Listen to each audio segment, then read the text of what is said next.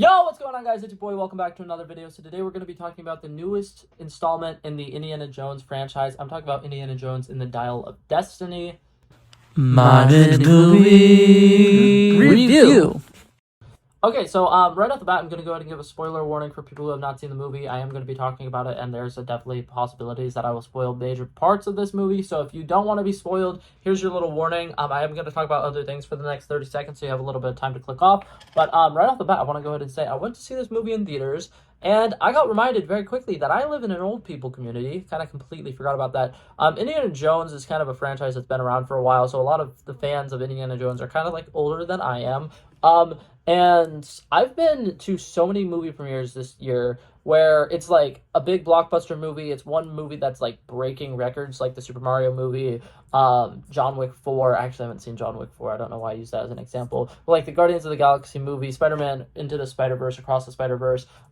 Just a lot of big blockbuster movies that have made a lot of money. And almost every single time I've gone to them, I've been one of the only like 2 or 3 groups in the entire theater, and it's been throwing me off so much. But this theater today that I was in was the most packed theater that I've ever been in watching a movie at that movie theater, and I thought it was really interesting. And then when the lights came on and we were walking out, I realized I was probably the only person in there under the age of 35. So that was interesting. But I will say this, that might bias my opinions a little bit more because I watched it with an audience that was very much into it, and I also was very much into it. I thought it was a pretty good movie. I'm not going to say that it's great or one of the best Indiana Jones movies ever. I will admit I've only seen the first 2 Indiana Jones movies, so I can't compare it to the third or fourth ones at all. But I thought this movie was pretty good. I really enjoyed it, and I think that a lot of the stuff that they did with it worked really well with me. I can see why some people on the internet have kind of been scrutinizing it for like not having the best action stuff, and Indiana Jones doesn't fully feel like Indiana Jones in this movie. But I feel like you got to realize this is a retirement story. He just retired. He hasn't been in the game in a while. He's coming back, and he does a good job showing that even though he's older and he's not as flexible and mobile, he can still keep up with the younger people, and he can still outsmart the younger people, because I think that that's a big thing that you realize is in a lot of the scenes where he's being chased and stuff like that, he does stuff that isn't necessarily like working harder, it's working smarter. And I think that they do a great job showing that Indiana Jones is a very quick thinker, he's very smart, and he still has that adventurous spirit. I did really enjoy this movie. I thought that it was pretty good. I think from the opening 30 minutes where it was kind of like flashback to the Nazi Germany, everything with that worked really well. I think that the character development between Indiana Jones then and now, you can see he's definitely been through stuff. He's definitely experienced things.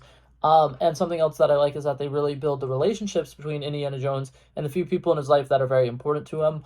And I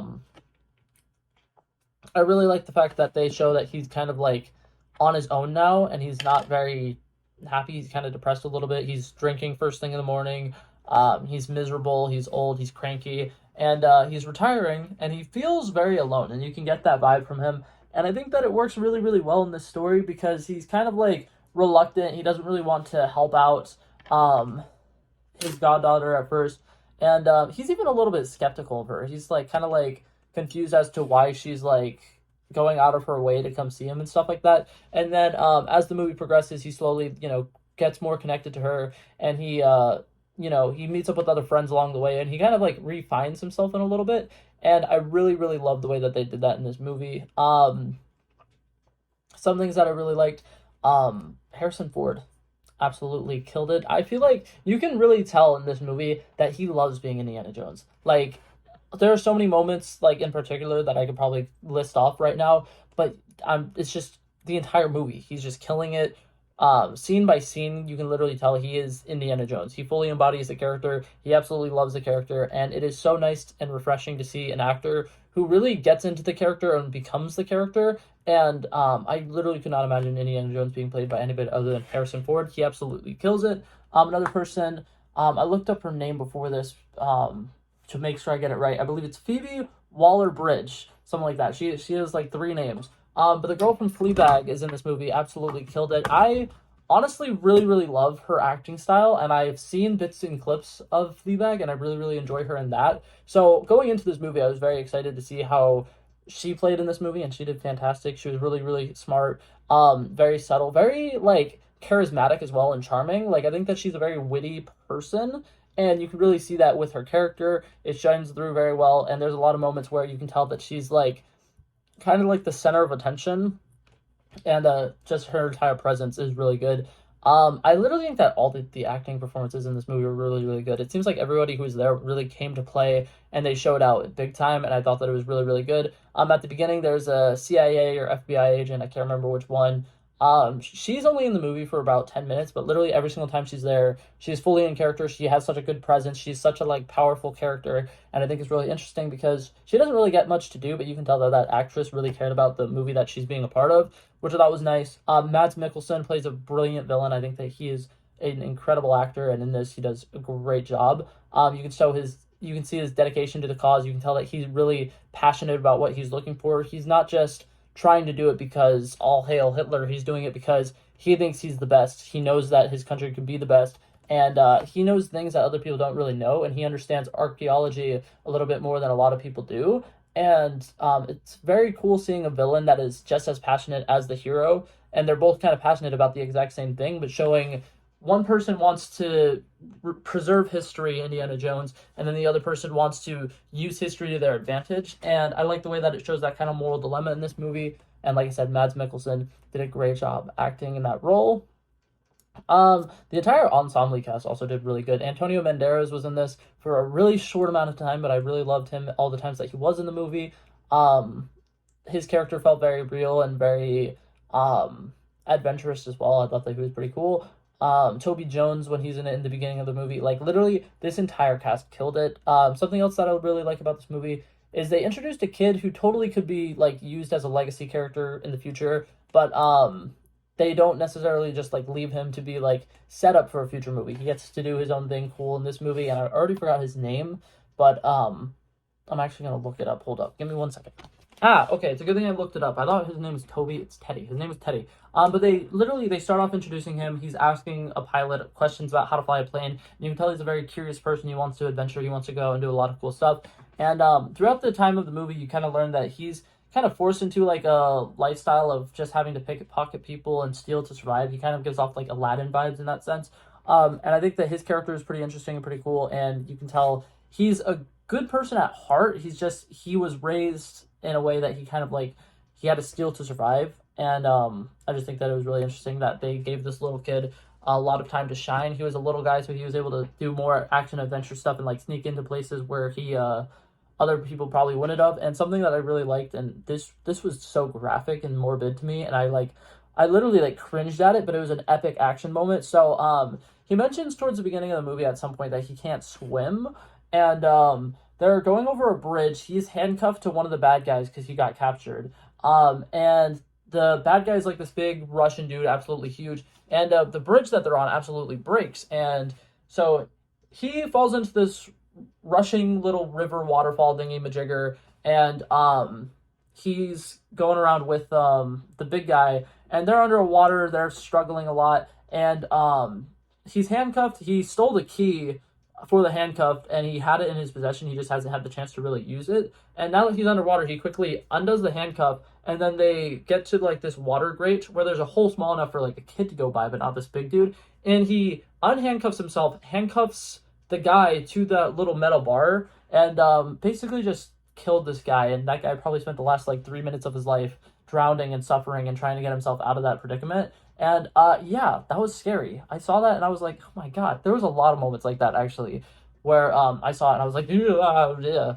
And I thought that was great. Definitely felt like a very real adventurous movie. Something that I don't like in a lot of like movies where they're like adventuring and stuff is there's not a lot of like natural elements involved. There was a shit ton of natural elements involved here. There was a scene where they're underwater with eels and stuff like that, getting absolutely like covered with eels, and there was a bunch of issues with that.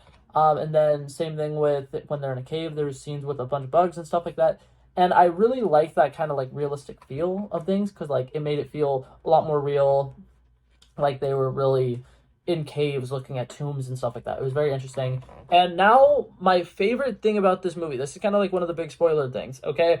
They're searching for the Dial of Destiny. It's predicted that the Dial of Destiny somehow was able to give the guy who created it some kind of like powers to like time travel or something, or he could like see the future, stuff like that.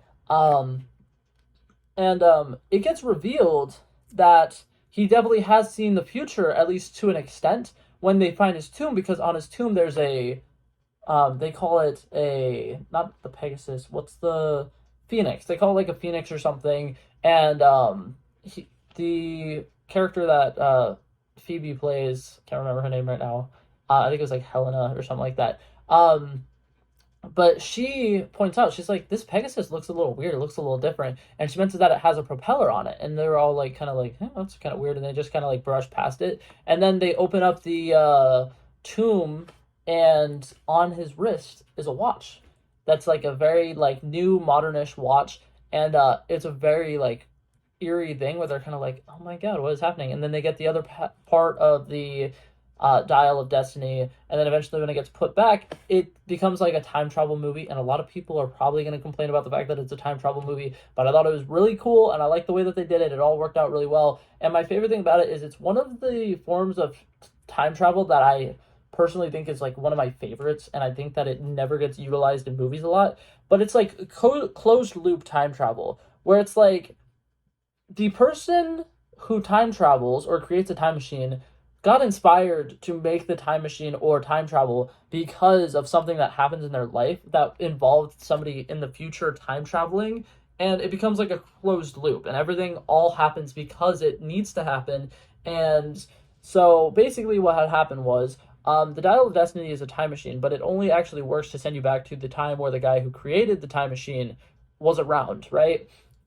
And so later, the Mads Mikkelsen Nazi guy is trying to fly back to Nazi Germany because he wants to redo the war. He wants to retry it, and he wants to win the war this time. And when he's setting in the coordinates to try to go back to that time, it doesn't work. For some reason, they end up getting sent back to 2000. What, it was like 215 BC or something like that, right?